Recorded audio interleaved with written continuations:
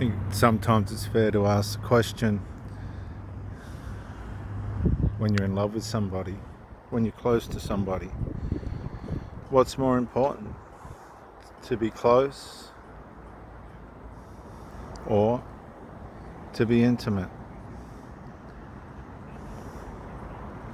Well, we know if everything's working properly that both have their place.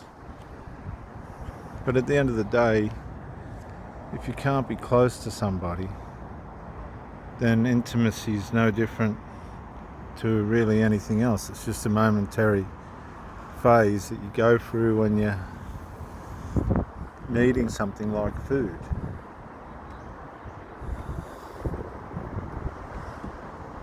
It's easy to get into a relationship when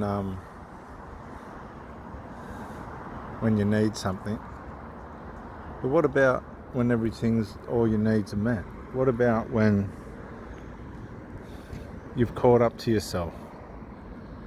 I believe this is part of the problem in modern relationships today. People are meeting people and they have a hunger, they have a thirst. That thirst is being met through intimate actions, intimate interactions, but to the negligence of connectedness and closeness.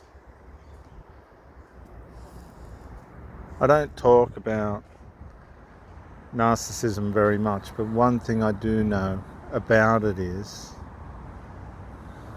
when you're in a relationship with a narcissist, or you are a narcissist, they'll tell you themselves. They have a predictable pattern of deterioration within a relationship. Doesn't mean they're not loving, doesn't mean they're not trying, but the love bombing is always preceded by nothing. Distance, withdrawal, absence, emptiness, vacancy, gone, where are you, hello, ground control to Major Tom type stuff. That's the problem with not being able to identify somebody who has a history of deteriorating on a relationship after it's established. It's a major problem because it leaves a genuine person who's learnt how to build, learnt how to construct, learnt how to maintain, learnt how to sustain and be healthy in what's supposed to be a properly functioning relationship. Look at these ducks.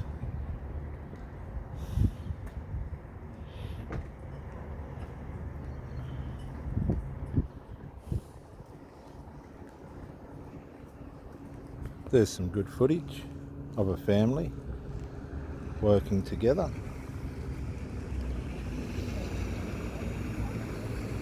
Right there. And so we have the constant damage that is done by people who just give in. They've caught up with themselves. They've had their food, they've had their feed. They don't need you anymore, they don't want you anymore. At that time, until it's convenient to turn up again. Then they'll come back for another dose, and then you get left wondering what happened this time. You put in your best efforts, you try and get close, but it's just not going to happen. It's just not possible. It's a fleeting moment. They come like a storm and they're gone like a storm. I really don't know how it works. I've never been able to work out how that works. It's not workable. It's just not workable. I don't know how it works. It's not how it's meant to be. It's not how it's supposed to be. And it causes damage. It causes severe terrible damage to people. Horrible damage.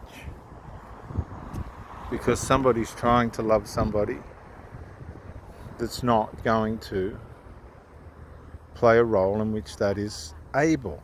They disable the person that wants to love. They disable that person. They completely disable that person. That's what they do. That's what happens. And there's really no way of protecting yourself from that. How do you protect yourself from that? Is it possible? Can you protect yourself from that? Can you predict things? Can you not miss the red flags?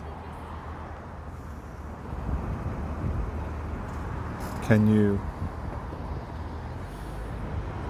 pull away quick enough from somebody like that before you get too badly hurt? Can you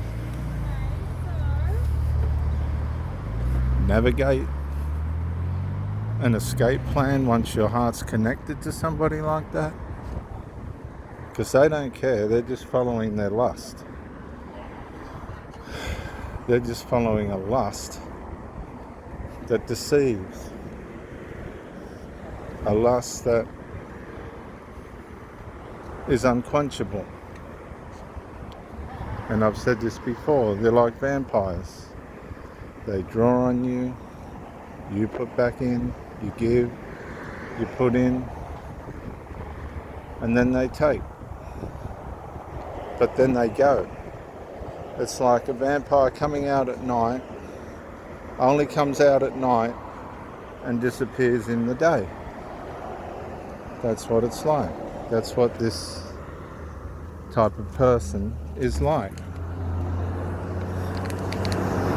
And it's not good, because you're trying to build something. So you're trying to have something that's important to you. And they've made out it's important to them, but now all of a sudden, why is it not so important? Because they weren't able to sustain it. They weren't able to maintain it. They didn't want to. They got their fill. That was it. And you have to appreciate things for what they are. Which is easier said than done, isn't it? When you've given your heart to somebody and all of a sudden that person's changed their mind, or something's changed, they're no longer interested, or that kind of thing. And you're trying to work out how you unravel yourself from this chaos. Because when you see, one of the great things, let me put it to you this way, with cult organizations is you've committed your devotion and your faith and your loyalty and all that to the cult. You've committed yourself to the cult. Your heart is connected to the cult. Now, how do you unravel somebody from that cult? You've got to undo their beliefs. You've got to untie their beliefs. You've got to change their beliefs. How do you do that? One step at a time, and it could take years. It could take years and years. In fact, as a matter of fact, not all cult people fully recover. They just don't fully recover. It's not possible. They've given too much of themselves to the organisation, and they can't find their way back out. You've got betrayal, you've got guilt, you've got shame, you've got all those things that come with being deceived. Some people never fully recover. They just never fully recover. The damage is too deep. The ties are too strong. And particularly when it's got to do with God. Now, take the God part and transfer that into what's supposed to be a loving relationship, which is what we're supposed to do and be, is, supposed to be committed and loving.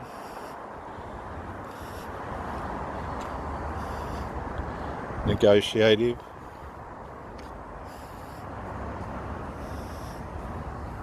When people want to be your enemy and you're trying to be a part of a loving family and it's not happening, you've been attached, you've become attached, and that attachment's not working. How do you back out? Well, the first thing you'll realise is something's wrong. And of course, we put the red flag back in the drawer because we don't want to give in or let ourselves down. Then, red flag after red flag, and you start to get concerned because you start to tire. Your conscience will keep working even if you deny it. Conscience works. That's what changes people in prisons. If there's a possibility of them changing, it will come via their conscience. And some people become criminals because they follow their conscience and their values so deeply that they harm people because they're not following what they believe everyone should follow. And so they harm people and maim people, and that's what you get for not following what I believe. That's what you get. So having beliefs and morals and integrity and all that's good, but they've got to be built on the right structures, and they've got to also be very carefully followed. Because when we start forcing our beliefs on someone else, we can use morals and integrity as a way of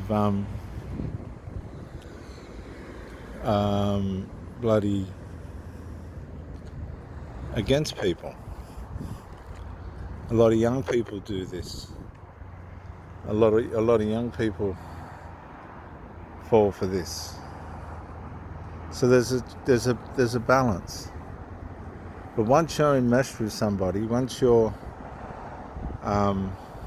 involved with somebody and they start to fail, then what do? How do you back out of there? How do you get out of that if they're starting to deteriorate?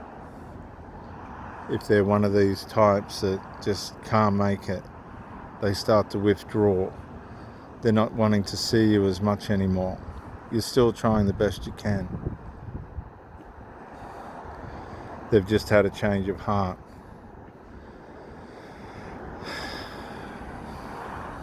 Well, as I said, you've got to not. When you get enough red flags, you'll give in the end. You just will. You won't be able not to. You'll tire out. Your conscience will beat you. It always does. It's just how it works. This is Dr. Jason W. Morrison, theologist. I just want to say before I go, one of the hardest things you can learn how to do is to let somebody go. You go through the grief, the pain, the uncomfortableness, the sleepless nights, the nervous system at 90%, firing on 90%. All this stuff. But you've got to find a way to get through it. Hobbies, look at my car. Here you go, viewers. I've got hobbies. Hydrofoiling, sup, push bike, all that. I walk along here and exercise along here. You've got to have hobbies to find your way through. That's all there is to it. Cycling. You just can't sit there and think that that's going to fix anything, because it's not. It's just not. You can. I ring counselling places and just talk. You can do that. There's all these things you can do. There's so many things you can do. And my advice is to do them. Walk. Get out in the sunshine like this. Sit, talk to God. Cry. Sit in the park and cry. Do whatever you have to do to escape the person who has had a change of heart on you, who's not treating you right. And if you do that, that's going to give you an opportunity to heal, to be the best, to heal and come back and understand and learn and be the best that you can be, wherever life leads you from there. Just don't give in. I've seen people suicide and hurt themselves, and all in some way to get attention, but they were seeking attention from the wrong person, and it just didn't pay off. In the end, it just didn't pay off. So learn and learn. Forgive. Just as Christ forgave us, so also must we do.